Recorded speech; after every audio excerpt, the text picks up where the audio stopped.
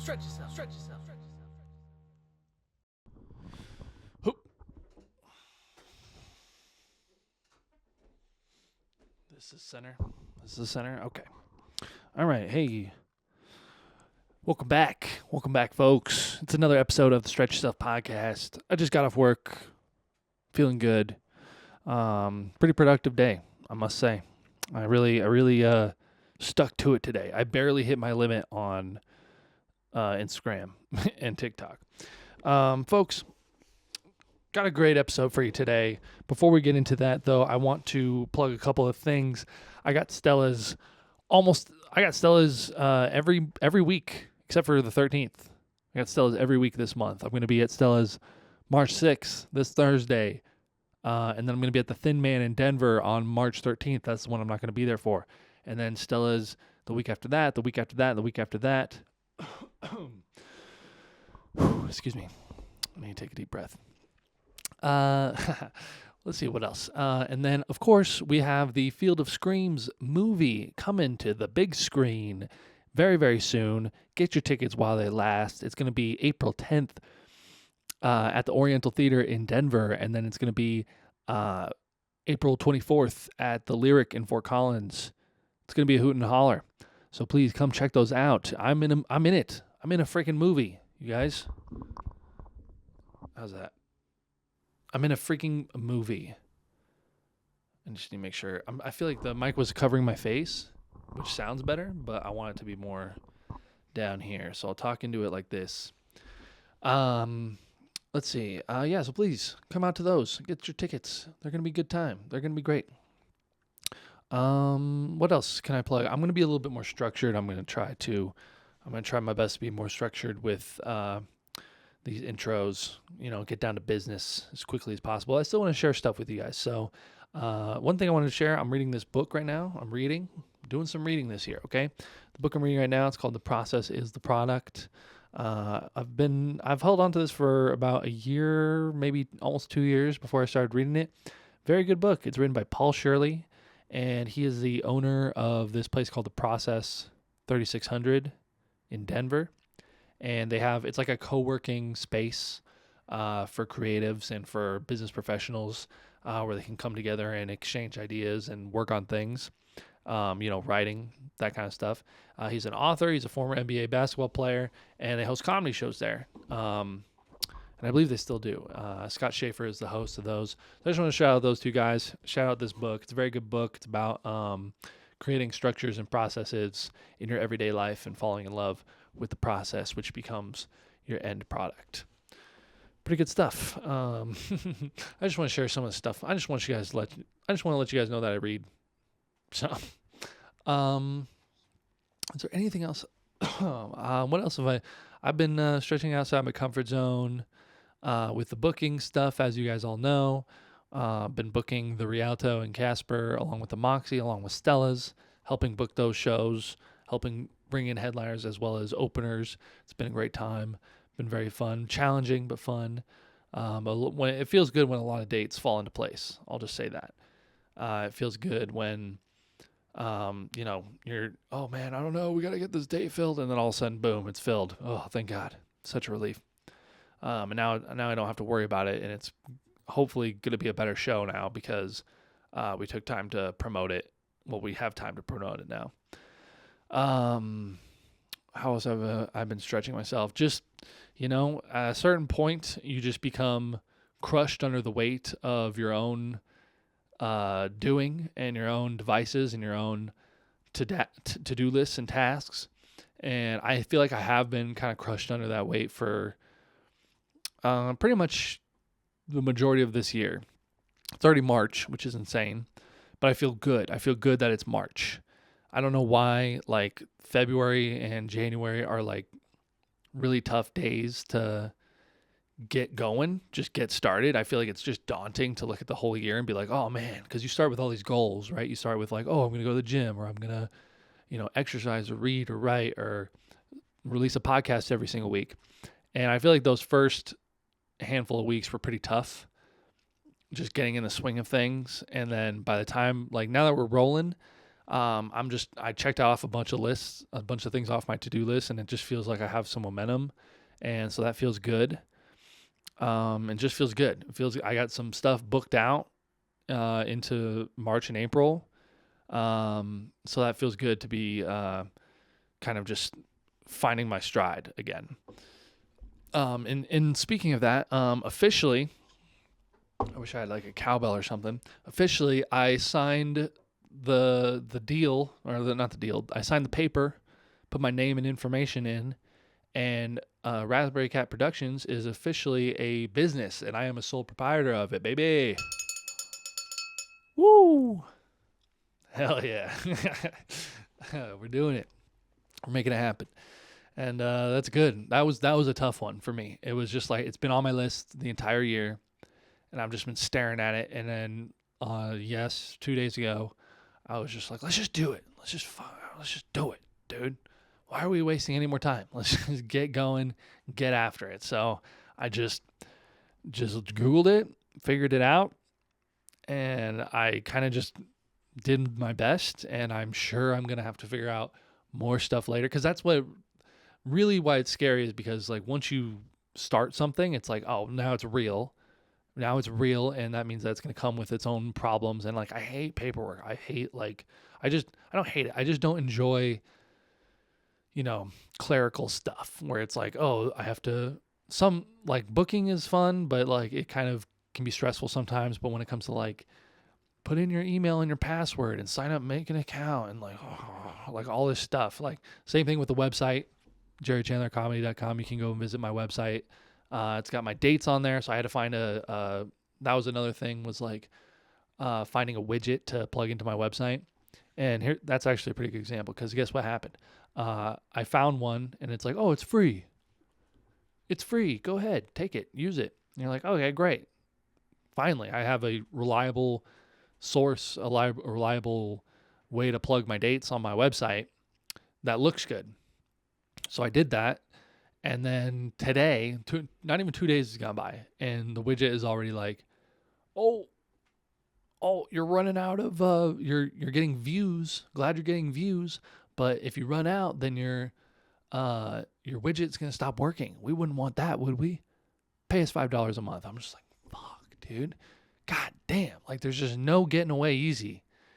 Like, you can't do anything anymore without having a subscription where it just siphons money from you every month. It's ridiculous. And so I'm probably going to end up paying the $5 a month, which means I need to start plugging my website more, make it worth it, get people on there. So please go check out my website. It's up. It's official. If you have notes, I'll take them. If you have feedback of any kind, I'll take it. Please help me improve what I'm doing here. Please go check out my website. Also, I've been doing headshots, which has been so much fun. Thank you to the people that have hired me and have worked with me on those. I learn something new every time, and it's a lot of work, but I like doing it. I just love the process of I love the process of the photography. I feel like it just comes naturally to me, and it just makes sense. There's still things that I don't have figured out that are a roadblock, but I can work on those. I can get better at it. But I've done 3 of them so far. That's another one. I I can't always tell if I kind of understand why companies send out surveys, because they want to know, like, hey, did we do a good job? Even if like small, big, like I kind of want to send a survey and be like, did I do a good job? Do you like the photos? Because if you don't post them right away, if you don't send exclamation points in your text after I send them to you, I'm like, okay, do you hate them? Like, what's going on? Because it can be some of my best work, I think, in my opinion. I submit my photos, and I feel like every time I get a little bit better.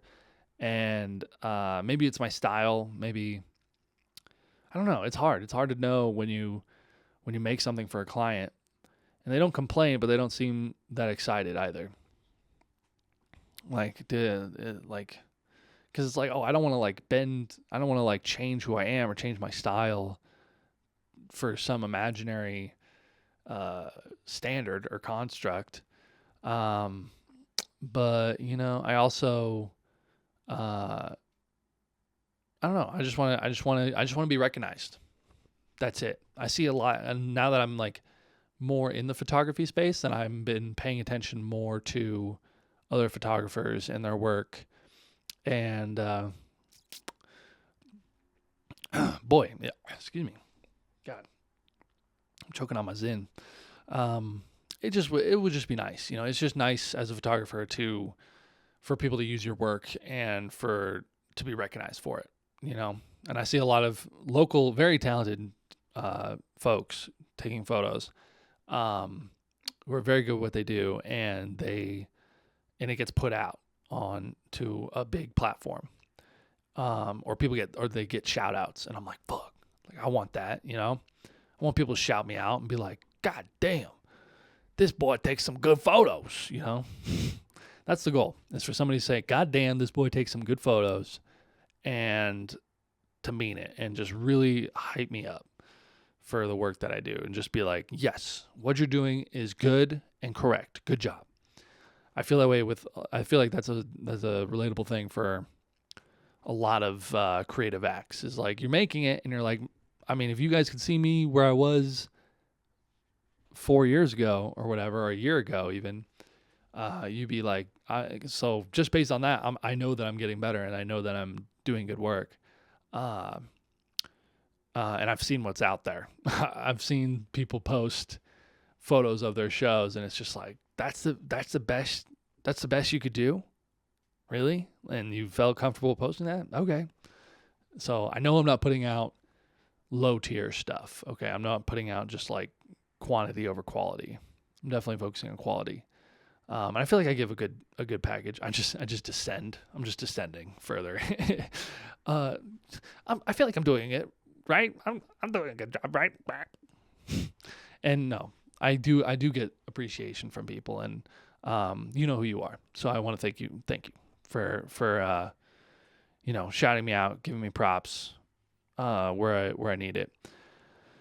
But I'm just gonna keep doing it, dude. I got Stella's coming up this week. Anytime I do Stella's and I book you on my show, I'm recording the whole show now, and I'm just setting up like a full.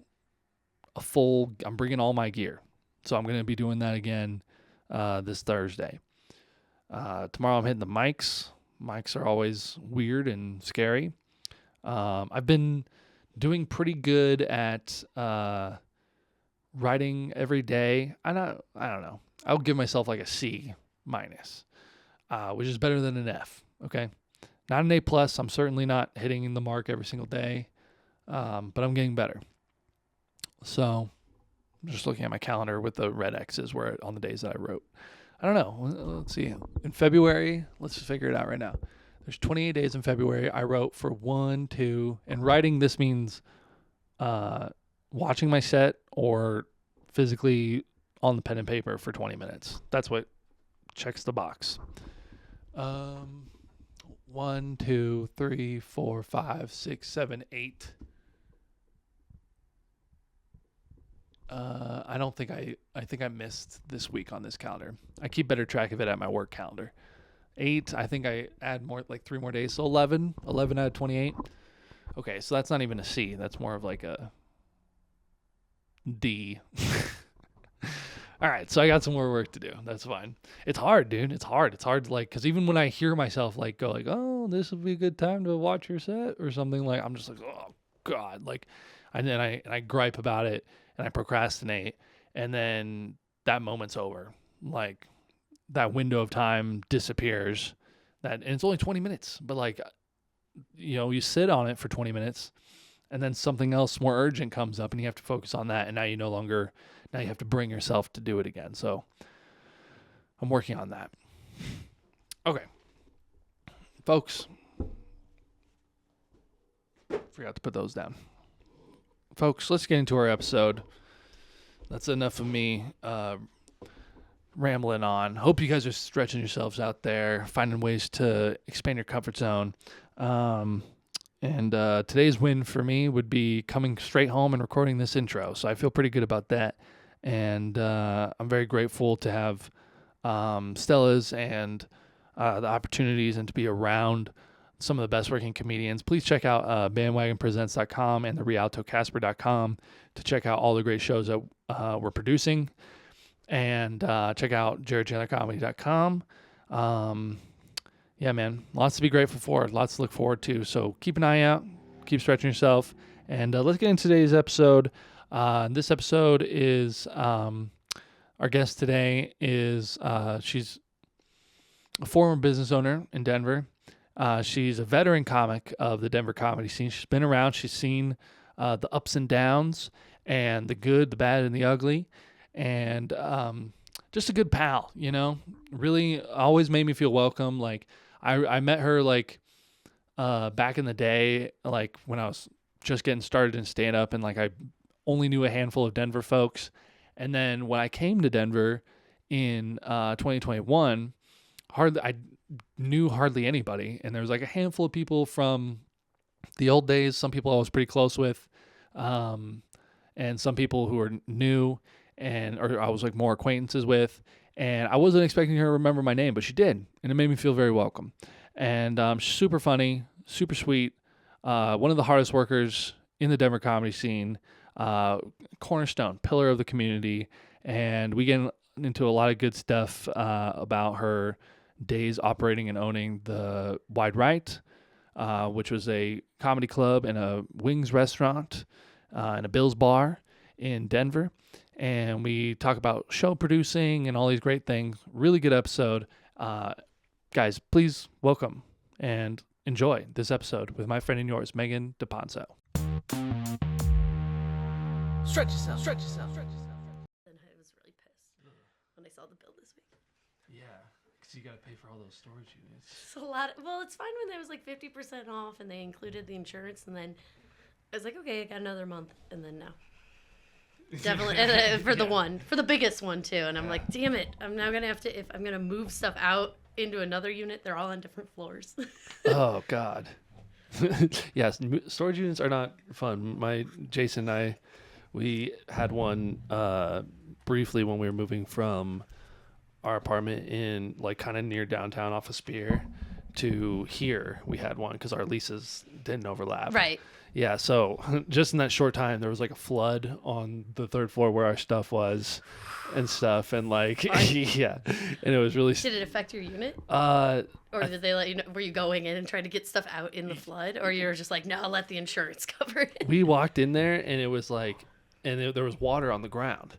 And it was coming in, hitting other people's harder. And like some of them, I imagine, were empty too. But like, we checked ours and like some stuff, I think, in the corner got a little wet, but I don't think it was like terribly like irreparable or whatever. Like, yeah, it was still, all but it was still records scary. And they're destroyed. Yeah, it's all just expensive posters that weren't framed. I don't remember. I'll have to double check with Jason on that because I think some of his stuff got wet, but I just don't remember if it was how bad it was. I was like, that sucks, man. I would be so excited if they're like, oh, we're so sorry, your unit, here's $1,000 for whatever was in it. I'd be like, never. Oh my God, that'd be amazing. Can I just, Yeah. I really want just someone to come and be like, there's definitely worth like thousands and thousands of dollars of stuff in it. Yeah. But if someone just was like, here's $500 and you don't have to worry anymore, I would take it right now. Yeah. You just need something to show for it. I know. I'm like, I'm having people come and meet me up at the unit to like get stuff because you don't know if they're going to take it or not and take it down. Yeah. And it's just been the weirdest. Now I have like the desk person at the storage unit is now like my secretary, just like, and showing people all day long while I'm there all the way up to the 5th floor. Yeah. I felt so bad. I was like, if you want to stop by later when you come up if you want to pick anything, you can have.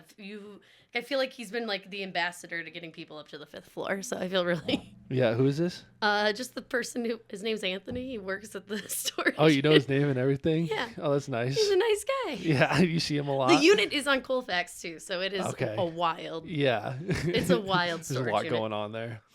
That's crazy. What kind of stuff do you still have? Kitchen equipment. Electronics. I don't know. What do you got? I have the bubble hockey machine still. I pulled it all apart because I was gonna redo it. Yeah. A bunch of tables. Yeah, so that's what I'm shouting out. The bubble hockey table. How much is it going for? Oh, I wanted it to be like a project because I thought I was gonna have all this free time that I wasn't gonna utilize, and that's gone. So Yeah. I might just sell it. For sure. But I think I'm going to at least transfer it to home, and I have a side room, like an office, that I could just turn into my bubble hockey room for right now. There you go. Not many people have one of those. So. Yeah, totally. It's like I have a That'd be cool. kitchen and sort of a living room and a bedroom, and then a bubble hockey Yeah, room. that'd be sick. Yeah. Could put like some lights around it and stuff. Make it I a don't whole really thing. have people over very much, so it'd be like, well, maybe this is your yeah, chance. there it is. Like, come over and play bubble hockey. That's we're all having there a bubble is to hockey do. tournament. Do it like during the draft or something. You can have a bubble Ooh, hockey that's a tournament. good call. Yeah, I like that. That'd be cool. Yeah, cool. How's the post bar days been treating you? I know you were telling me about that job that you were at that bar. You might be. Yeah, I started working at the Savoy, and I actually just today cleared that I'm going to start doing Sunday night shows there. Nice. Because they kind of have a lull, so I just kind of went over that. It's a really nice theater and it's a good spot, so can actually be the opposite of like bar shows and things that I was putting on. So very cool. It'll be well. Hopefully now it's just gonna build it. Yeah. And then started my butching apprenticeship. So cutting meats. Oh, really? I've gotten to learn how to use all the different saws to cut bones. Nice. What kind of saws are there? There's all different like handheld, then the table saw, and there's like they're redesigned for meat cutting. They different companies have like made them specialized, but a lot of places you can just use different hand saws and table saws, and they have it all set up. And this butcher has just kind of rigged and redone them, and he is a welder, so he's made his own adjustments to them. Yeah, it's pretty cool. Nice. So then he has like a mini welding studio as well, and I'm like, can that be what I learn next? Hell yeah! So excited. Damn, you just learned all the cool skills. At this point, I have a little bit of time, just kind of because like if you don't go to trade school in lieu of college, or you don't really get after 21, 22 any just free opportunities to learn stuff. Right, totally. And I'm gonna take advantage of all of it. I'm like, good call. This is all under the Just- same roof. Yeah. Okay, that's Well, no, it's just his projects, like what he's okay. done. So it's a friend of Nice. mine that owns the shop, and then they just got their liquor license for their brick and mortar, and now I'm going to help in exchange and also be compensated. Design their bar program, help them set up. They want me to be their bar manager, but I don't want to take that job. Yeah. I shouldn't have said that. I shouldn't have said that yet. I was kind of leading. No, I've been pretty clear. I've told them I'm not sure. doing it, but I'm going to get them set up and get it going. Yeah. And make a bunch of meat cocktails, and it's going to be cool. Ooh, nice. What's a meat cocktail? That's a Okay, like a Bloody Mary with bacon. Okay, Bloody Mary's where your mind goes immediately, but Yeah. everyone's put meat in all different ways in Bloody Marys. No, you can like bacon fat or duck fat wash bourbons and different. You can. I used to at Wide Right have the beef on weck shot, so Yep. just a straight up. Classic. So kind of gonna go into that for martinis and like a stock and different product and age, and then there will be like house made charcuterie as like the components. I mean, you can only do this at a place that's doing like sandwiches and meat and is a butcher. So Right. I'm gonna have fun with it, and it's not gonna be the whole menu. There's gonna be other stuff, but I'm pretty excited to get to experiment a lot with those flavors and Very cool. how to do it. So Yeah. Do you get to wear a cool apron? Oh yes, actually, I need to buy a nice apron. Big I've been meat- using yeah. the in-house apron, so. Oh yeah. You gotta get your own like custom like leather with like your name on it or something. I always wanted to do this. This is like something I've always. It was because I lived when I was in Buffalo, and I was like, I don't know, 21. I lived with a executive chef and a sous chef at the same restaurant, and I was the bar manager. So all three of us were in this apartment, and This is in Buffalo. yes, Okay. and so we all were on the same. We aren't on the same work schedules. I made way more money than them, and got to sleep in way later. Hell yeah. Because that's just how front of house works. But and I really wanted to learn how to butch, so my roommate got me a whole or a half of a cow to break down and gave me instructions. And so one day my one roommate Dave came home early, and I wasn't expecting him, so I had the apron, and I was covered in juices. not, in meat juices, not Yeah. like full on blood. That's not what it is. It's like a what's it called? When you think it's blood in the meat packaging, it's like Oh yeah. it starts with an M. I can't think of the name. Mucus. Like a mucus, yes. Yeah, meat mucus. Meat mucus. And now you just named my first cocktail. Thank you. Yeah, hell yeah. I like that. Meat mucus. Oh, you want a meat mucus? Do you want that up or on the rocks? Okay. Yeah, I would order that.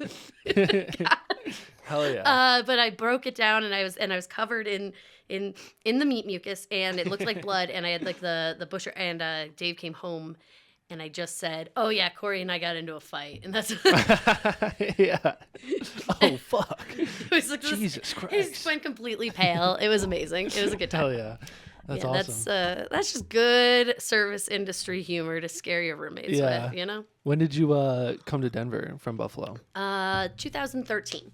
Okay, I sick. moved out here on Halloween of 2013. Yeah, my apartment had burned down in Buffalo, or my landlord tried to kill me in it, and that's a long tale. We're gonna gloss over that. Yeah. We'll gloss over that one for now. I was trapped in a burning building. It was great. Oh It my was super God. fun. And Have you ever talked about that before on a podcast? when I was in Buffalo, Helium had just opened up, and I'd started comedy, and we got to do. They threw us a fundraiser show, so I had all these jokes and things written down, and I just found all that stuff that I'd written for it. So I think I'm gonna start working on it again as bits. wow. But yeah, my landlord is now in jail, but that took a long time. Yeah. So you were starting comedy Yep. when all of that went down. And I was supposed to go on a trip that was like to New York. I had some shows, and I just started. I was like 6 months in, and New York, and then I went to San Francisco and was booked on a show. And I was flying on my way up to go visit my boyfriend in Alaska, which I know sounds like he's fake, but he moved to Alaska Yeah. to work for the summer or work for like For the spring sure. and summer and Yeah. like That's the thing seasonal people work do. Yeah. up in Denali. And he's just like, I think you could get a job if you want to stay, because the American Red Cross put us up for a week, and we didn't have anywhere to live after that. And I was just like, peace, roommates. I'm just gonna. And I made the decision at about 7 p.m. at night when I was supposed to go hop on a bus at 2:50 in the morning, and I just called my mom like, I'm moving to Alaska. Shit. So so we moved to Alaska, and we were saving up to either move to I wanted to move to Seattle, he wanted to move to Denver, and at the end of Alaska and the trip, we decided Denver because he had 2 friends here, and I knew nobody in either place. So Cool. I said sure, and then I've been here ever since. Nice. Hell yeah.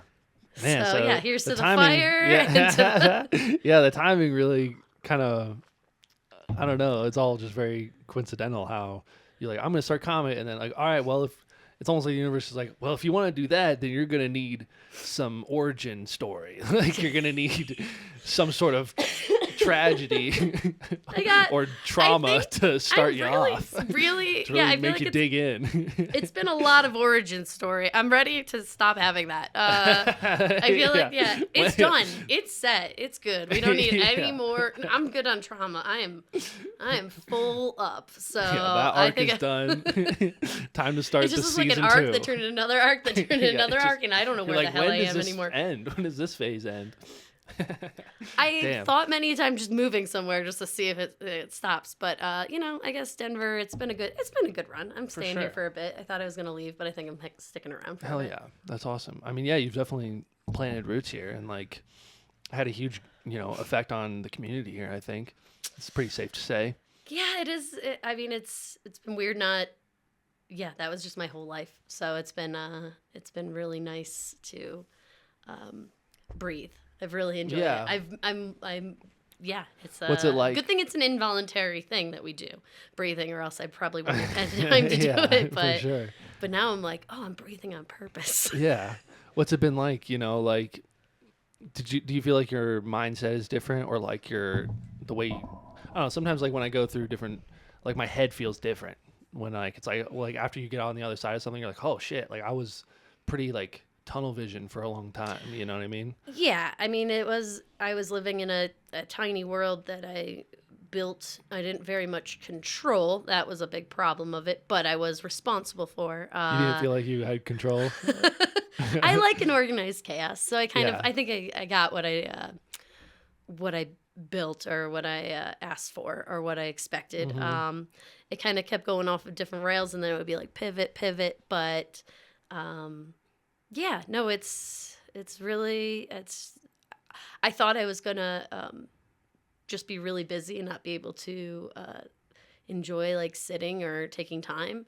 Oh man, a whole month of just I didn't care. Like, Yeah. no, there's plenty of time. I went to Mexico. I went down visit my sister, and I went to Buffalo. Mexico, Buffalo, back to back. That's always a good way to Yeah. confuse your body and brain. But Yeah. it was very easy. I didn't feel any kind. And now I'm like, okay, you gotta get your shit together. Now you gotta figure out what you're doing. So Yeah. or just get rid of your storage units and sell that stuff. Yeah. It's hard coming out of like when you come off of a high peak, and then like it's hard to like kind of like get the momentum going back again, I feel like. Yeah, that's kind of where I'm at. Like, okay, comedy wise, like right before I thought, I was like pretty much full time, and I was doing well. I had climbed ranks. I was doing pretty. I was, featuring, headlining, doing a lot of stuff, and then the decision, and we weren't going to buy the bar. We were going to move to Chicago and buy a house. And I thought for some reason when the bar was closed and done that my life, but it's not. So now I'm just like starting back at level 1, and it's trying to figure out what angle or what I'm doing or how to do that. And it's kind of, it's interesting. It's very weird just trying to figure out the Denver comedy scene now, since I just was like this tiny little part of it. But it was always constantly something. So, yeah. Totally. Yeah. I think we all kind of are a little bit like and that was kind of like something I wanted to ask you is like, since you've been here, and you've seen like lots of phases of the Denver comedy scene, and you were a big part of that. Like, how would you say it's like changed, and what do you think we can expect in the future? I think there's things that are for the good and things that are for worse, but I mean, everything goes through, to harp on what it used to be. The thing that I loved the most was, I moved here and I started hosting Scruffy Murphy's pretty quickly because we had a place. I moved here with a comic from Buffalo and boyfriend. I have a bad habit and a bad pattern. Anywho, and we started hosting that mic, and it was on Wednesdays, and for about a year, I got to do a lot of different shows, a lot of different things. Didn't know at all for like 8-9 months the next thing was even happening around me. That like Too Much Fun at the Deer Pile, which was the show that the Fine Gents used to do. So Sam Talent, Chris Charpentier, and Bobby Crane, and it was this and Nathan Lund. Shit, if I can't name 3 and not 4, then you're just a twat. Then you're just an ass. And I fucking love Lund. Yeah, I'm putting them in reverse order for their rankings. Okay, no, and it was this energy and this barn burner feel of everyone would pack into this room. You never knew who was going to come through, and during like the first year there, it had just kind of jumped. Chappelle and like TJ Miller came and bought everyone sandwiches. Kinane would pop in and do stuff all the time, and it was boom boom, and you never knew. And there was this it was free. It was a gamble of if you could find a seat, how you're going to be packed in. And I loved it so much. And then I was in fine dining and doing that stuff. And I pivoted, because I didn't want to lose out on being able to see those shows or be part of it. And I luckily got, asked and put on it a bunch of times because they used to book. It was the best. They used to book the spots for Too Much Fun based on the Squire mic. Have you ever heard of the Squire mic? Oh, yeah. Okay. It was yelling into a void. And if you were good at that and you did well, and I would always show up late because I'd work shifts and then get out and then go to Squire. And I'd miss, the new talent night signups because I was working, and that would be like, that was my mic that night. That's what I was going to do. So I'd, really give it my all and get real weird and odd with it. And so I got to be, it was a neat like underground system, and it was fun. Wow. But I really love like those shows and that energy.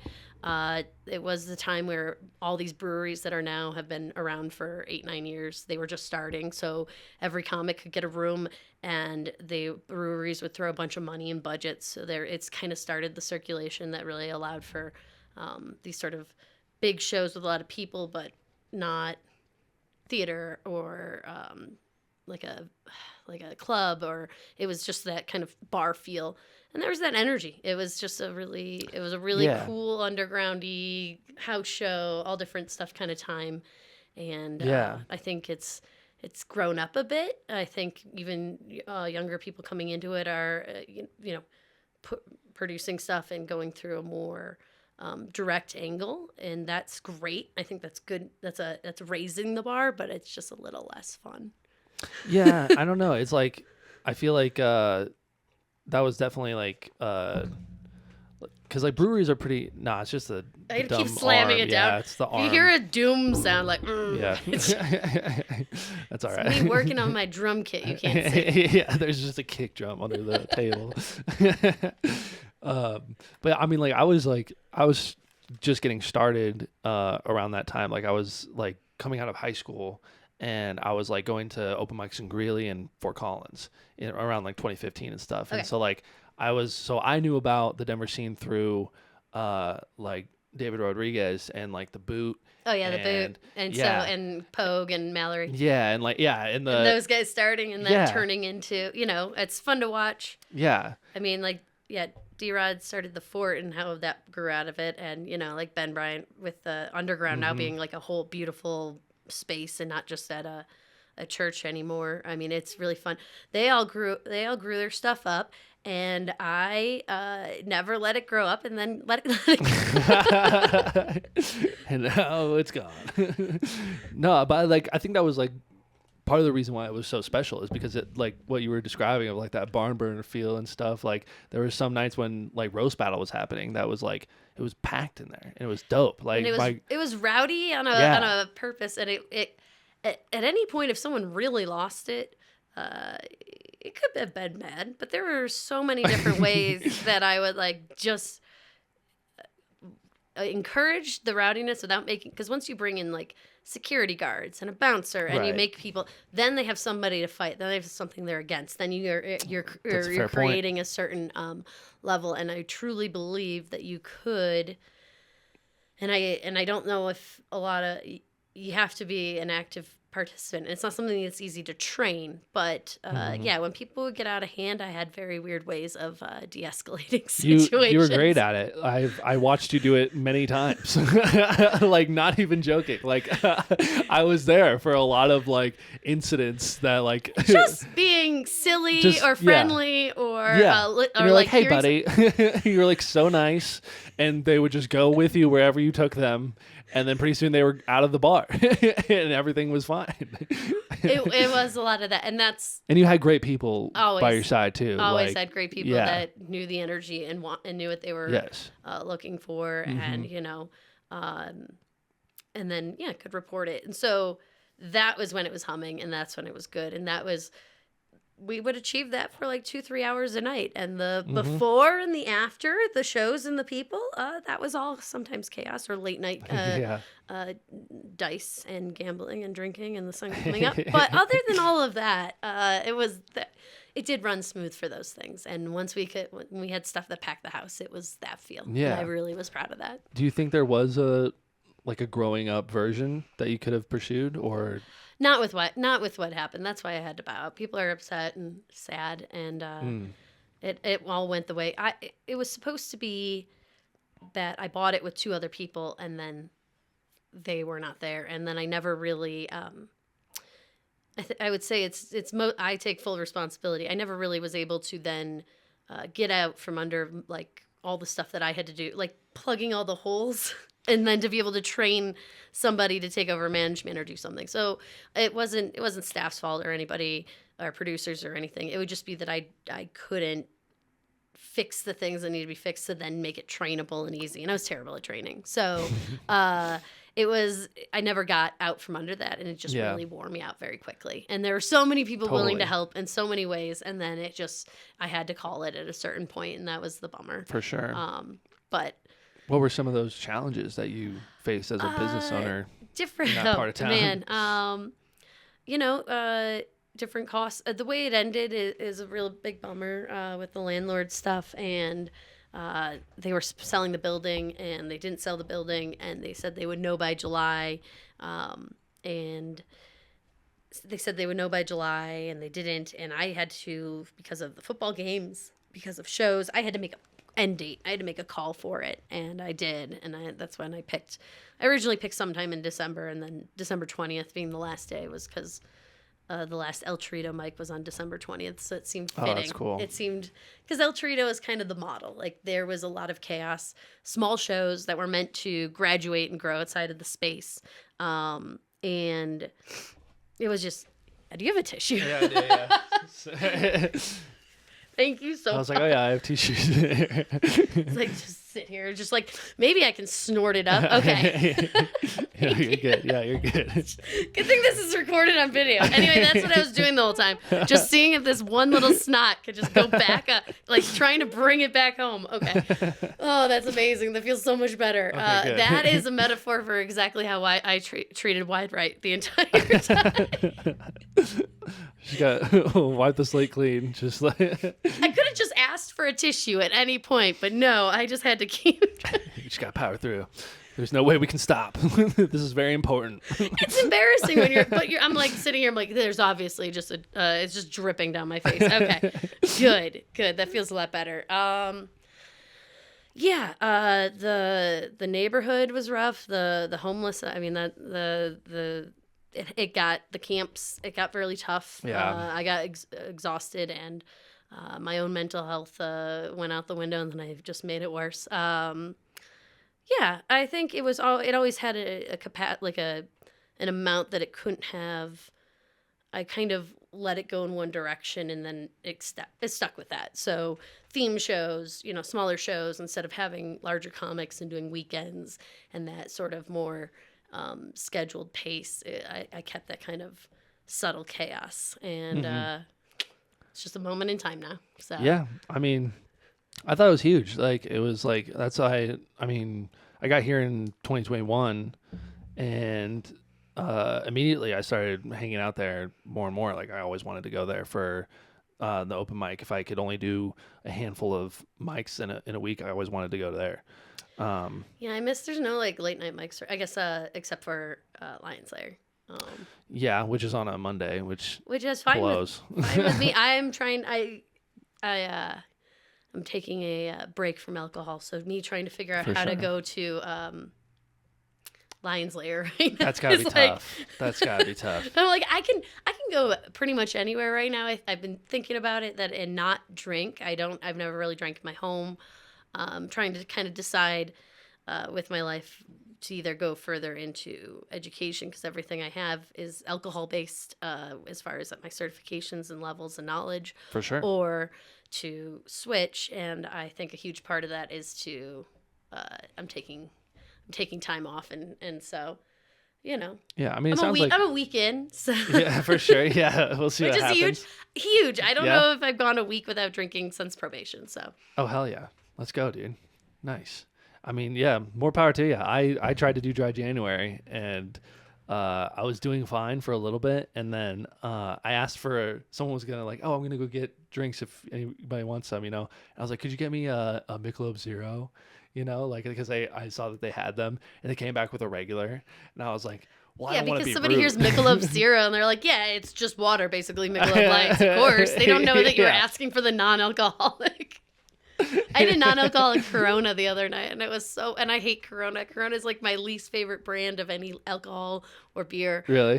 Because they came to, when they moved their product to the States, they wanted to look different, so they did clear bottles. And then it was reported very quickly that the beer was being skunked, and it was a problem with the clear bottles. And instead of adjusting anything, no recipe, no adjustment whatsoever, they just started marketing with a lime, and they haven't looked back.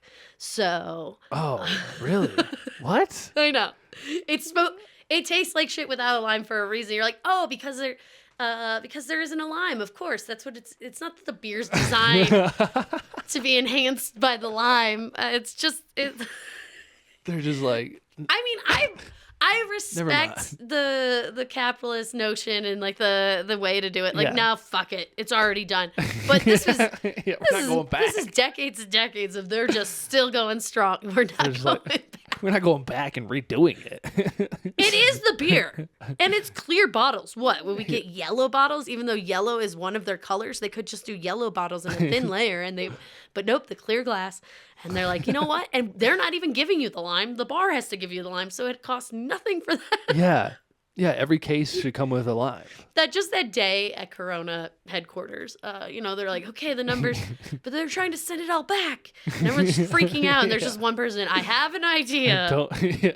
There's one guy, he's like, oh, wait, I think, and he like opens a desk drawer, and there's just like an old lime in there. Lime squirts in his eyes. He's listening. He's like, wait, I got it. Yeah. I hate it. So Genius. I hate Corona and I haven't had it. And then on our way, or when we went down to Mexico, I went down to Mexico in January for my first vacation ever. Mm-hmm. And my boyfriend was all excited. He's like, well, there's going to be a beer in the ride for you from the airport to the hotel to our first spot. And it's going to be, and it's like, it's a Corona. He kept me excited. He's like, I paid for the Corona. I'm like, it was actually a pretty damn good Corona. But Oh, yeah. I had a non-alcoholic Corona and I just hated myself. I was just sitting there at this BDSM show at a gay bar, just this wild cinema. I'm like, this is a wild life. And then I took a picture of it, and then I realized the background is just like poppers for sale. Yeah. And they're so much cheaper than like the porn shops or the sex shop. They're like half the price. So just if you want to know, prices. I'm just shouting out Denver Eagle. Poppers are like half price. They're a good deal. It's so cheap. Best popper prices in town.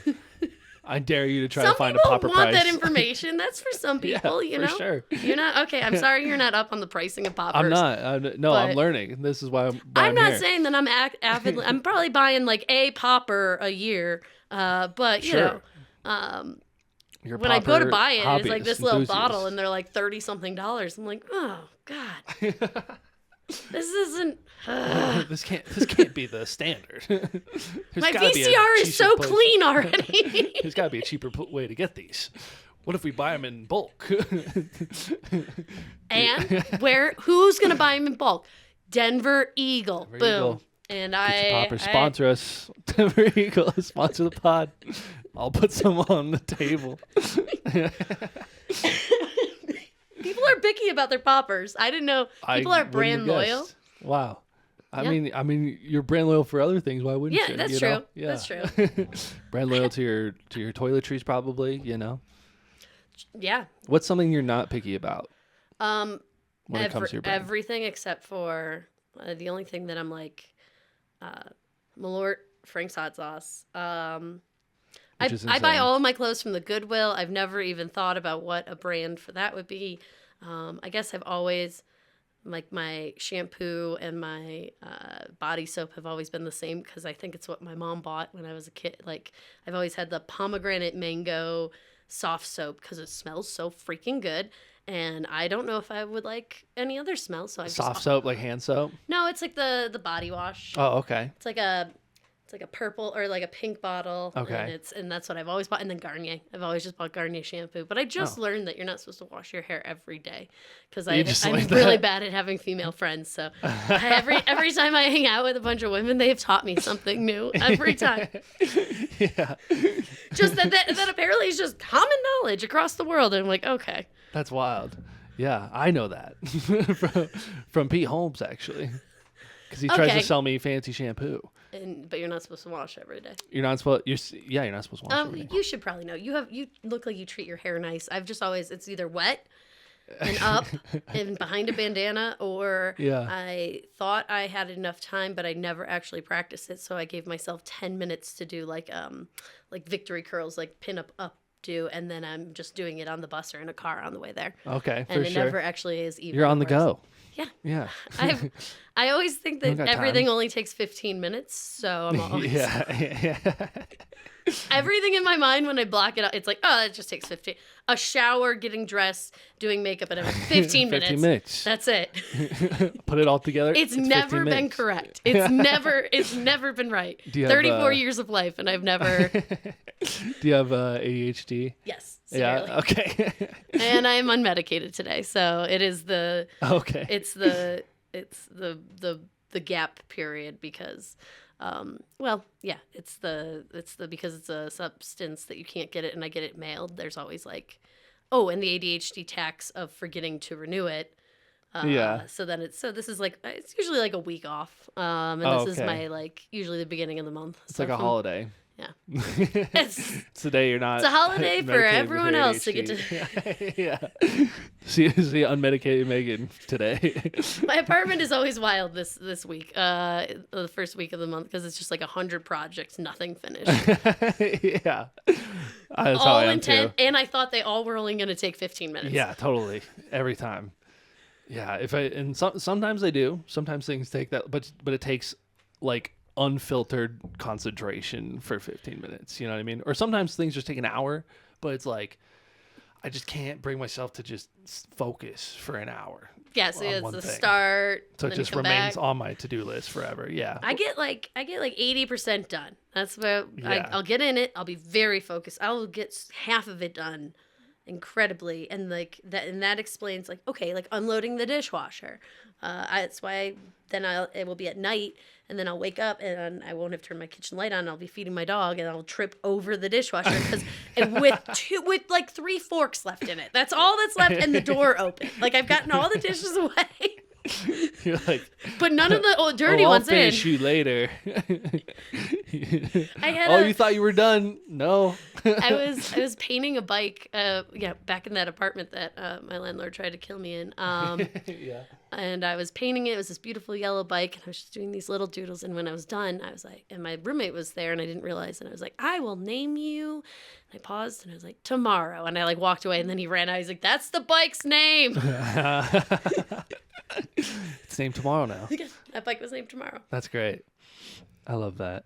Do you have ADHD? Oh yeah. Okay, so yeah, you Not diagnosed, but I mean, I think it's pretty clear. Like, I think the signs are there that, like, I'm not one of these false autism kids, but I feel like ADHD is I have a pretty strong case for.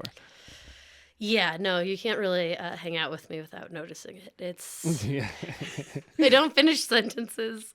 I don't want these things. I don't want to brag about it on TikTok and self-diagnose. Oh, I know, This yeah. is like, Do you ever do this? Like, I want to use. I was just talking to Jason about it. Like, I don't want to use the same. I want to pick the right word that I'm trying to say. So I'll be talking to somebody, and I'll just like pause until I think of the right word that I'm trying to say, and then I'll say it. And then like if you don't hold on for those 3 seconds that I'm trying to think, then like Right. the conversation's over. right. And you have to hold on to the picking of the word, because I'll also do that. And then while I'm thinking of the word and saying synonyms to it, so Right. it just sounds like I'm just trying to fluff up a English essay or something with extra words to Yeah. make.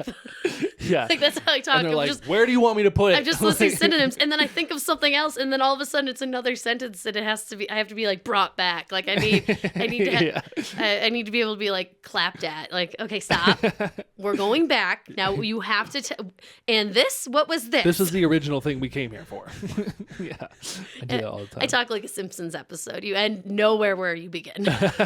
Yeah, for sure. Yeah, that's why I have to write everything down. Like I keep lists pretty regularly, and like Making a list is always on my list. You know, I'm like, okay, that's like the first. Like I'll start to do everything. I'm like, you're just going through. You got to write the list, and then I get to I have 4 dry erase boards in my apartment. Like so just write Got one stuff right down. over there, yeah. Always. I think it was a big thing, and I always have to take it to the board, and then people thought it was threatening because a couple of times stuff at work got like taken to the board that ended up being like aggressive stuff. But 99% of the time, the board is just like I need to hold. It's like a thought is going away, and I'm like trying to grab. It's like a floating balloon. I'm like, You're no. if I don't write this I'm down like, right now, I'll never remember it. It's gone forever. Yeah, it's gone forever. And then I'll just hate myself like all day. I'll be like, okay, you can get to it.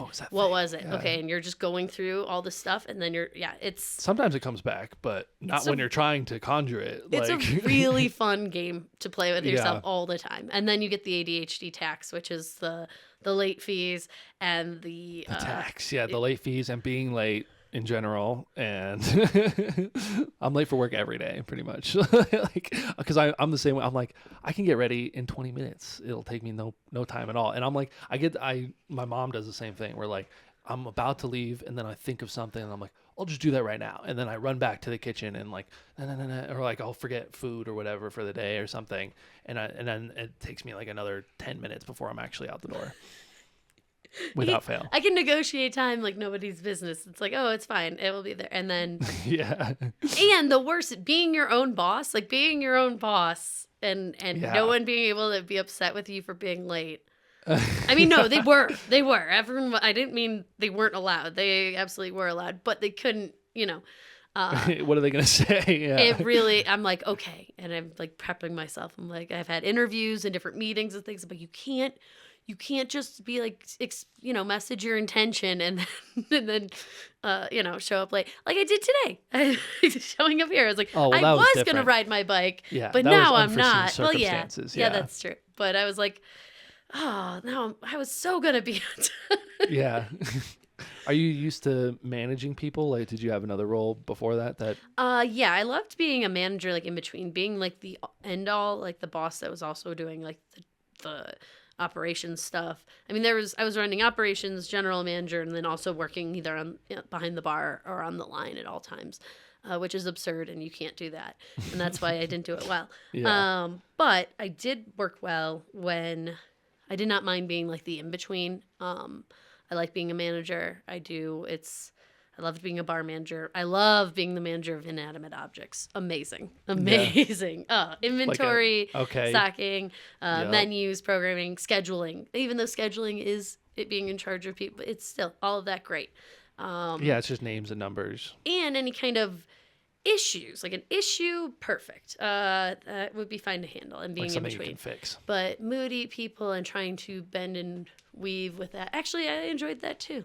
I really liked being, a manager of something. I can't be the boss. I've learned that's not. What do you mean? What's the difference? You have to.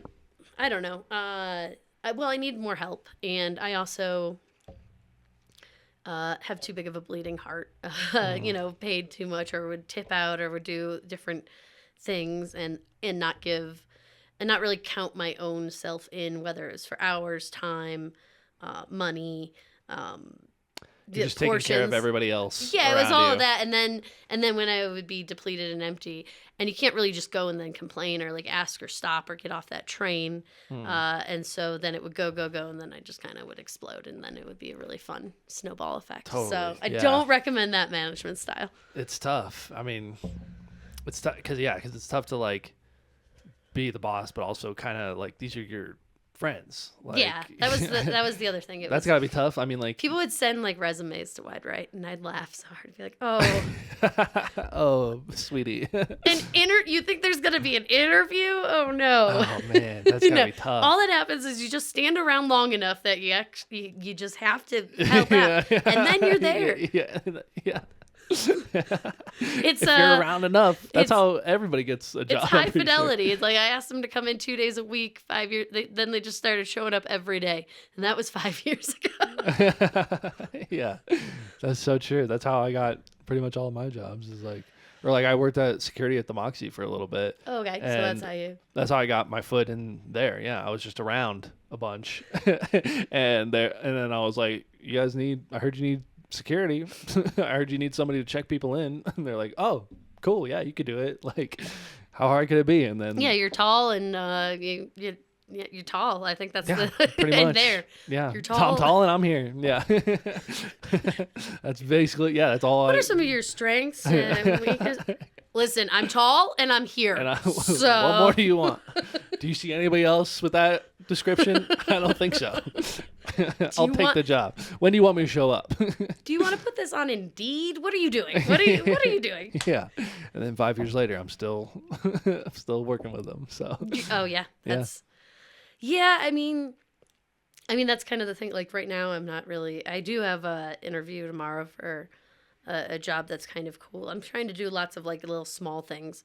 One, hopefully to make my skills of bouncing around a little bit better. I like that. And then two, just to not get on one thing too much. But it's a cooking job for working for Colorado Coalition for the Homeless. And it sounds pretty. It's just 2 days a week to go in the morning and then cook lunch and then for I think Renewal Village. Oh God, if I say all this on a podcast and I don't get the gig, I'm gonna be so sad. Oh man. But I think I'm pretty qualified. Yeah. But it just sounds nice to just like cook and then clean and then be done. And then it's a morning. I'm trying to get my life back to morning. So yeah, I am pretty excited nice. for that. Yeah, and you're helping people. Yeah, and I respect great. what they do. And Nice. Colorado, they're right there on the block with Wide Right. So that's cool. Anytime we did any donations or fundraising or things, it would ended up being for them usually. So oh, cool. So you already know them, kind of. sure. I don't know this guy, but I'm Okay. sure Yeah. it'll be good. But you're familiar with them and everything. That's cool. Is there anything that you would have done differently?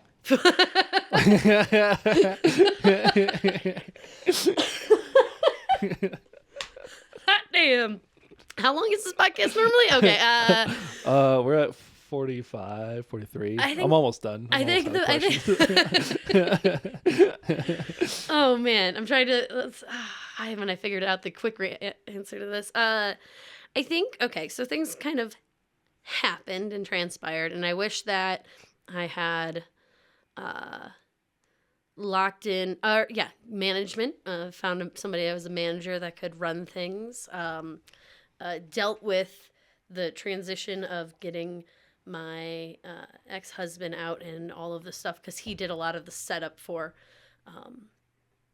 DirecTV and the internet and everything. So stopping, even just at that point, closing for a week and just sitting down and getting all of that adjusted would have been so good. I think made some changes and invested in some a curtain that divided the bar from the Really? yeah, I love the bar element, but just like the respect, I don't know. I wanted it to always feel like a bar while there was comedy. So Totally. maybe set the stage not right next, figured out a different staging situation that wasn't right next to the bathroom. Redo those bathrooms. No, they were charming. Oh, charming.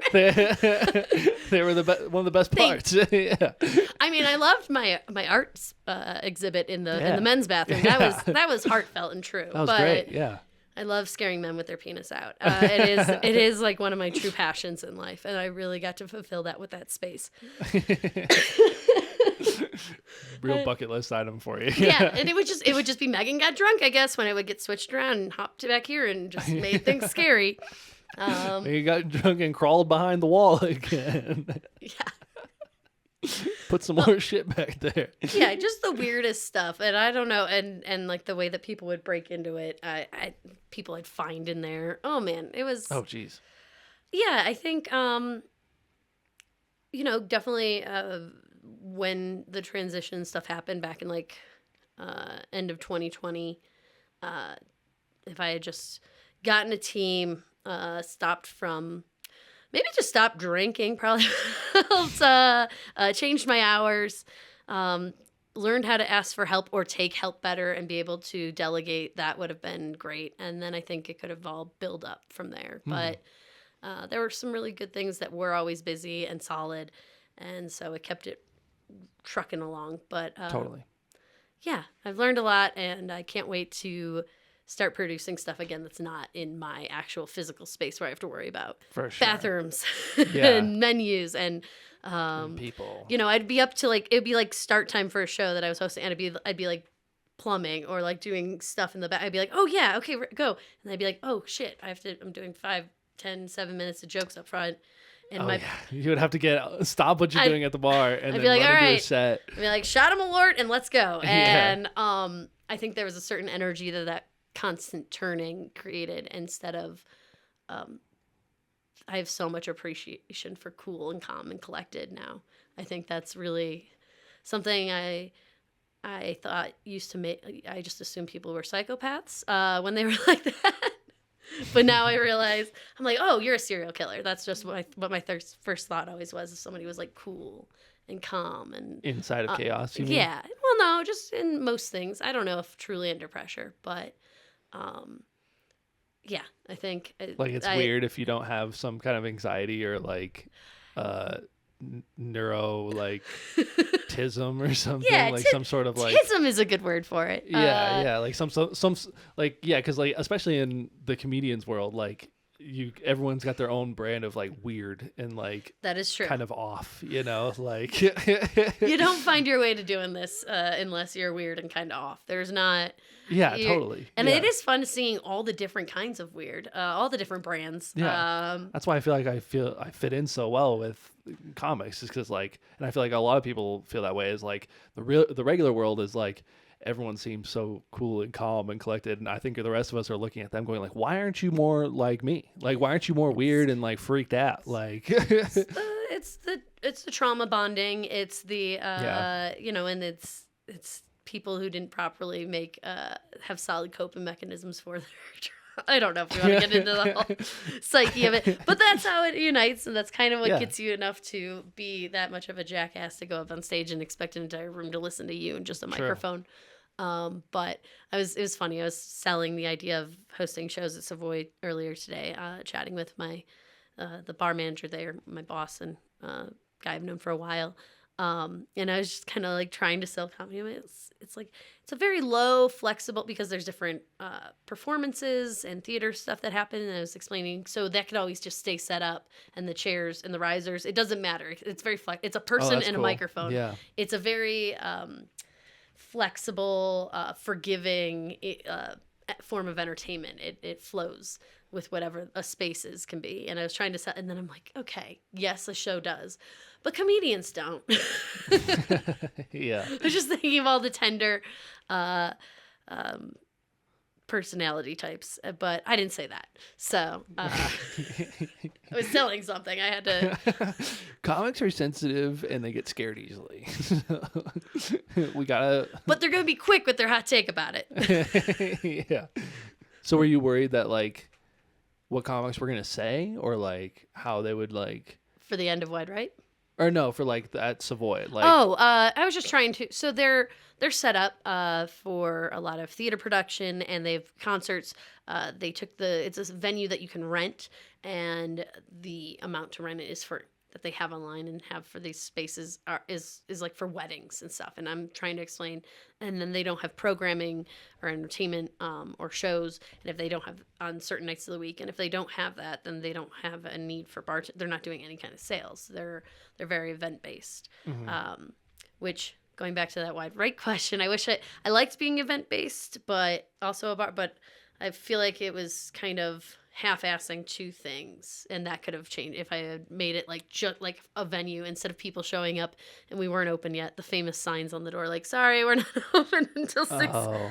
That would have been good. But interesting. Okay. So I was just trying to explain that it doesn't have all the different caveats or other specifics or things that it needs for a show to function like a band would need a sound person to adjust all the different sounds. Right. With comedy, and you know how long, like if somebody is much louder or whatever, I can go and adjust it. I was like, I don't need an AV person or a and it's less. It's a very minimalist form. You can always expand on it, but that's what I was just trying to explain, that it's like, oh, it's not hard. You don't need all the theater stuff. Okay, yeah, I got you. That's fair. Do you have any advice for small business owners or like people, kind of in similar spots as you? The city is getting very expensive for everything. I'm watching it now, and I still am like looking at prices. Like, oh man, the devastation of when we bought the business and then with COVID hit, to make chicken wings go up to like $5 a pound. That hurt. You never know. I always thought wings, it's always going to be this. And when wings and oil went up, it was crazy. Damn.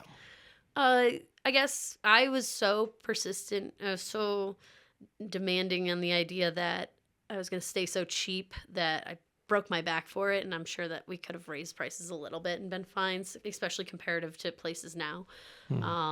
So you can, as long as you identify and state it and communicate. If you're a small business, you have a small group of loyal people, then just say, give them the notice of a price raise and do it, because it's your mental and physical health is not worth I should have realized the value of that a little bit instead of doing it, and that would be something I'd go back and do, like getting out of it and now having that perspective.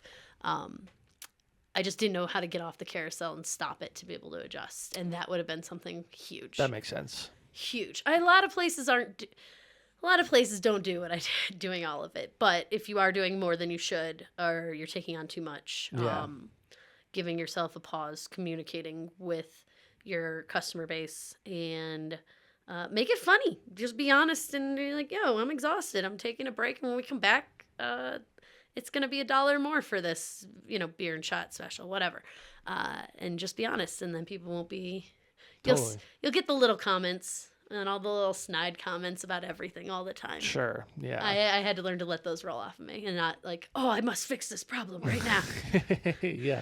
Because of what this regular Yeah, thinks or and whatever. I'd say something that wasn't even actually like a huge problem, or that I would be like, oh, the oil was always on a cycle, and on the last day of the oil, we probably could have done another week on the oil for some people. Some people love it, other people don't. They don't know, and so be like, okay, we're doing all this, and instead just stick to a plan. But yeah, I think communicate with your customer base and do your freaking best in Denver right now, because it's really hard. The restaurant industry is going through a struggle. Totally. They're trying to pass a bill to go against a previous bill that's for industry workers.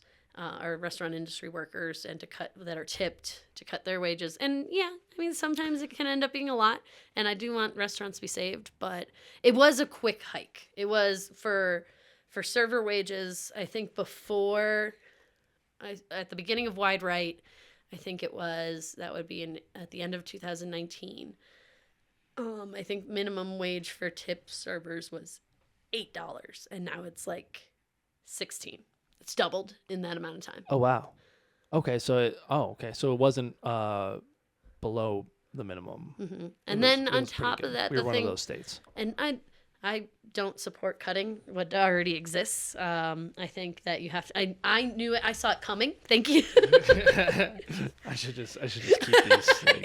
I say I saw it coming as you're like, here. Thank you. Yeah.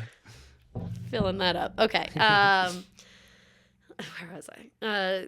I saw it kind of happening. I was going up, like the switch from, because it went from like 12 to like 15 something. That was a lot, because in the service industry, you kind of always just looked at your wages as like they were going to cover the taxes for your tips, basically. Like that's right. That was kind of like the amount that it was, because when I started working, it was like $2 something an hour in Buffalo, and it was I just watched a video on last week tonight about it. Okay. So yeah. And I understand the argument to switch off of tipping culture, but that takes a lot of time, and it takes a lot of understanding, and I don't think we're going to do it right now. Mm-hmm. So there's fine dining restaurants and places that are incorporating that and doing that great. They can create that and do that with their space, and they can have a community, but there's so many different kinds of space that they don't want to rely on it. But it is tough, because employers pay their employer taxes on your tips, and I don't think seeing it from all sides, I do see it as tough. But if you're already there, I mean, just raise your prices and then put it onto the customer, and it sucks, but that's what's happening. So, yeah, I think the customer. I don't know. I'm glad I'm not a small business owner. Yeah, I have no advice to tell hard. that other than be there. I would hear so much from people that like owners aren't at their places, and they're just giving barking orders, and I think they earn that right after most places it's 1 or 2 or 3 years that you're just there nonstop. 100%. And then you're like, okay, I've put in my time, I've earned my and you pay, but you have to pay for proper management, and you have to have a staff. So totally, yeah. But then when owners show up and they're just like, I get whatever you want, then the people that are there every day are like, who are you? Where did you come from? Yeah. So I don't know. Find a balance somewhere between that jackass and what I did, working every single day, and I'm sure it will go well. Definitely. That's great. I love that. Last thing, and then we have like a couple of quick ones. Is okay. Just, the podcast is called Stretch Yourself. It's about stretching beyond your comfort zone. Are we gonna do stretches now? No, I know it's out of the comfort zone. Yeah. Do you have like a specific time that maybe we haven't talked about that you were stretched out of your comfort zone? And like what you learned? I mean, I kind of have always bellied up to. I like being out of my comfort zone. I have a tattoo on my hip that was my first tattoo that says "Comfort in Chaos." I adaptability and moving is fine. I guess the hardest one recently is so stupid. This is gonna be so stupid. I don't eat cheese. What? Okay. Okay. I don't know. This is gonna sound depressing and weird, and it's gonna go a lot of different levels. But I figured out how to explain it. It's not a dietary thing. It's I eat cream and ice cream, sour cream, goat. I'll eat goat cheese now. I eat mayo, all that stuff. But cheese itself, and it's like a stigma. There's something that happened to me as a kid, and the way I describe it is, you ever see the movie The Accused? No. Okay, Jodie Foster, she's not going to want to play pinball. Pardon me. That's all I'm saying. And so Okay. Alright. something happened when I was a kid with cheese that fucked with my head, and I can't do it. So it's like a stigma. And a lot of people, everybody loves cheese. Everyone loves cheese so much. Like people when I say that, they'll be like, oh, I could just eat cheese. I've heard all of these answers to it. Yeah. I peel the cheese off my pizza. It's a big Oh thing. wow. Okay. And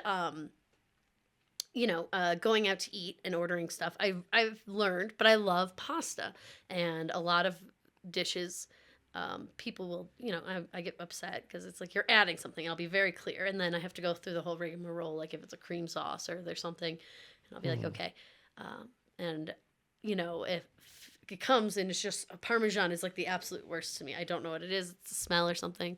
But it just will come and knock me out, and I just can't eat it. It'll be fine. I'll just order something else. I'll just box it up.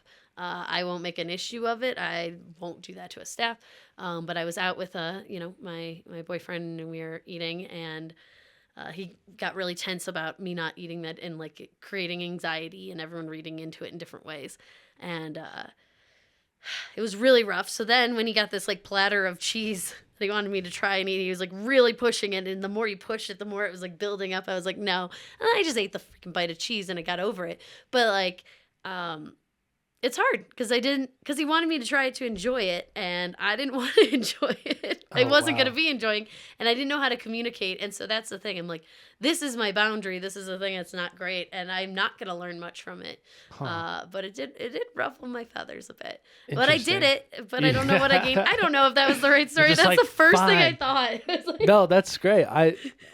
Yeah, that's it's like a good cheese one. And squirrels. Those are my two weaknesses. Cheese and squirrels. I can't do cheese and squirrels, and I'm sorry. I know I'm stronger than that, and I can. I probably, yeah. I mean, cheese is not going to hurt me. I don't have a dietary. It's just it mentally is like, no. Interesting. I've never.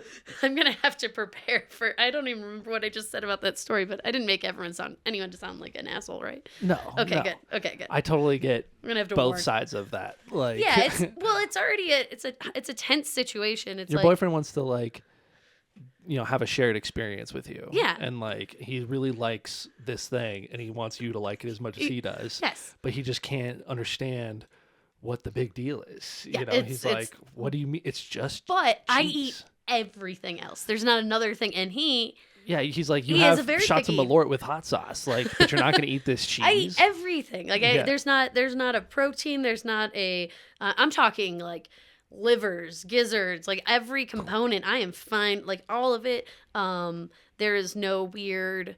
Did you There's almost no drown in vegetable. cheese? Did you have a near-death experience with cheese? Is that what happened? No, I think it's something way more sad. Oh no. Okay, you don't have to share. Here's the information I'll give to make this state. You're like terrified now. In I'll preschool, lay awake in bed. in pre-K, when I was 4 years old, I wrote that string cheese was my favorite food, and then in kindergarten, I was and it was just no. I screamed at like it was some kind of. So something happened to me around that age that traumatized me deeply, and it involved cheese. Oh, I I'm don't so know sorry. why. I don't know. I Oh. blocked it out. I'm doing pretty good. Yeah. We with my EMDR therapy, I like got just far enough back, and then I stopped. I was getting it through probation, and then I found out how expensive it would be without it, and without going through the state mandate. I was like, no, we're good. So it still remains a mystery. So anything could have Put a bow on happened, but that, I'm yeah. guessing with how I've reacted to other things and been okay around them, it probably was pretty bad. Okay. Hey, that's fair. All right. I don't judge for that. I understand, and that's okay. Not everybody likes cheese. Ooh, I could have erased that. I've had to recently deal with authorities that in ways, and I dealt with them okay. I had to deal with cops, and I actually had a good interaction. Yeah, just And this is a win for you because of Your I've- failed interactions. I have previous failed interactions with the police, hence the probation. I bit a cop, so that's how I got probation. They charged me with 3 felonies when I bit them. One for each of my Doc Martens I was wearing because they're apparently felony weapons. So watch out for those are downstairs. That's But crazy. I talked it down though. I should have just went to trial, but I didn't. Anyway, Did you have a lawyer? yes, I had a great lawyer, but I had to worry about the liquor license, and so I got it down to a misdemeanor, and it just just assault. But it did say for a while that I had 3 felonies against a peace officer, which whatever, is officer of peace. But Yeah. it's still, if you look up I gotta check if it still says that on my background check, because that's not great. If you get pulled over and then a cop just sees like assault, they're usually This one's a little bitey. Watch out. You might want to wear that glove that they use for dog training. yeah, the falconry glove, like Yeah. for the tail. You might want to get Come that out here, of the man. trunk. he's like, roll it down. He's like, can I have your license and registration? That's the next apprenticeship thing I want to learn. If anyone's offering free falconry training, I'm That'd be in. sick. So I don't even really like birds. Beaks, I like chickens, squirrels, and then for some reason bird beaks and stuff creep me out, but a little bit. But I think I'm I get okay. that. But like beautiful, majestic falcon, yeah. No, I want to learn some falconry. Hell yeah, that would be sick. What was your good interaction? With the police officer, I don't know. I had to the other day for something. I can't remember. But I was like, yeah, so I talked to the cop and it went okay. I don't remember. But you just remember it went okay. Yeah. That's good. I remember being like, oh, I had to talk to a police officer and it was fine. Everything was fine. That's always good. It actually was a few in the last, I remember, yeah, there was some kind of complaint or issue. There was something else while I was cleaning, like, yeah, and I had to go in and do an interview for something that happened at the bar that I had to go and report. And I was like, I don't want to go in. I'm just going to ignore it. Oh, And did. damn. So, yeah. That's Had wild. some pleasant interactions with police officers lately, and I'm just going to leave it at that. That's great. I'm proud of you. No bites. No biting. Didn't even think about That's it. good. Didn't even get the urge. Good. Didn't even cross your mind. Just like when you see, you're like, God, I wish I could just take a chunk out of you right now. This fucking guy. Cool. Well, I just got a couple quick ones, then we'll wrap it up. Okay. What's your favorite wing flavor? Sauce. Classic, straight, just Frank's, no butter. Or Chevettas. I really liked using the Chevettas. What's that? It's people in Buffalo would probably be mad knowing I was doing this, but it's a chicken barbecue marinade, but it's like, think about like a salt and vinegar wing, but just add garlic and herbs to it. It's really good. And I have like jugs of the marinade. I started ordering them in. Oh, But shit. instead of marinating and then putting it on like the grill or barbecuing, I just cooked the wings and then tossed them in it. Damn. It has a very specific smell. It's potent like vinegar but it's so That sounds good. it's so good.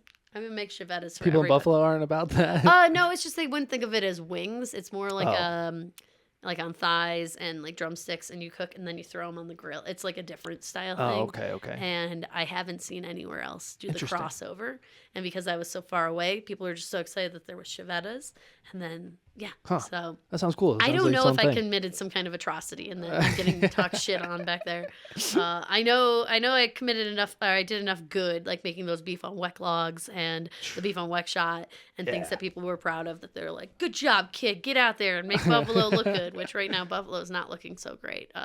Apparently Elon Musk's family really likes the Bills. So I'm having a rough relationship with the Damn. Bills. What else is he gonna ruin? I know. Well, don't ruin God. the Bills for me. God, this guy's got to poke his nose into everything. What's your favorite time of day?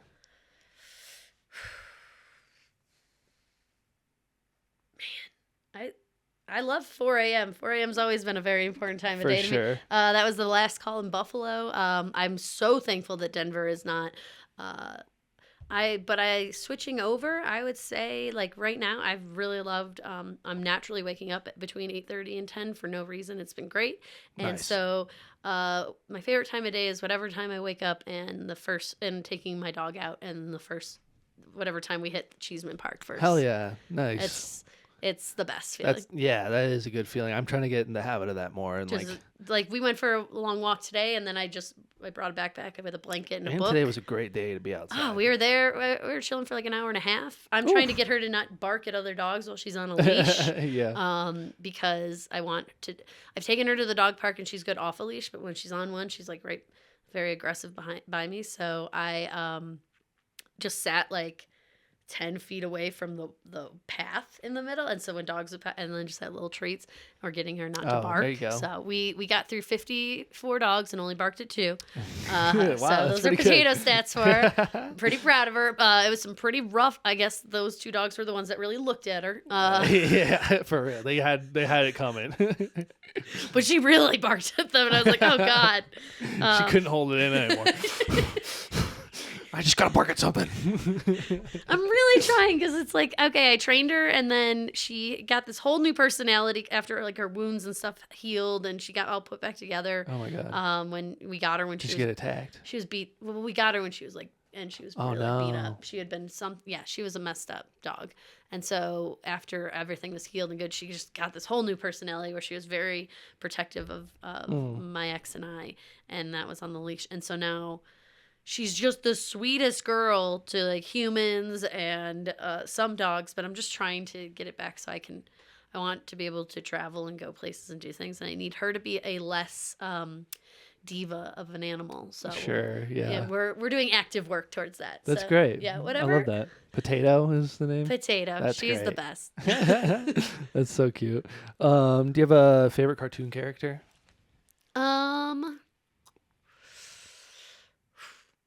I mean, I loved Hey Arnold. I'm trying to think of anybody that like. Can I tell you mine? Yeah, what's yours? I just got a new tattoo. I was gonna say I don't have any cartoon. I literally was like, do I have any cartoon characters tattooed on me? What'd you get? Bimo from Adventure Time. I've been told, like, my nephew was just at Cowboy hat. It was just the wrong age of like the timeline for Adventure Time. So now, for sure. I don't know. I mean, can you watch it just as an adult? Oh, I mean, totally. you just got it tattooed on your body. It's great. It's such a good show. It's like made for kids, but it's like kind of deep too. You know? Yeah. Yeah. It's got so many arcs and storylines in it. I love it. I would check it out. Yeah. I would go with Diane from BoJack Horseman. That would be my favorite cartoon character. I always liked her. Or Mr. Peanut Butter, honestly. Mr. Peanut Butter is incredible. Yeah, he is. That's a good one, too. I guess if you're going to go cartoon character, go with the... For sure. BoJack Horseman has some really great characters in it. For sure. Hell yeah. Well, that's the pod, Megan. That's it? That's what you end on? Your favorite cartoon character? Yeah, dude. You really almost stumped me with that one. I was like, okay, what are cartoons? Fuck. Awesome. Well, thank you for having me. Thanks for being here. Yeah. Glad we covered a lot, and then I just schemed over a bunch of stuff. So. Well, we don't have time. Yeah, so no time. We'll save that for another pod. Beautiful. We can get deeper into it. Cool. Thanks, you. We'll see you out there. Can I jump through the stable now, or? Yeah, that's also what we do. I have to bring in so many tables. It gets expensive. Yeah, so we're gonna probably stop doing that soon. That's my advice for future other podcasters. Just don't let everybody break your table. Okay, bye. Stretch yourself. Stretch yourself. Stretch yourself.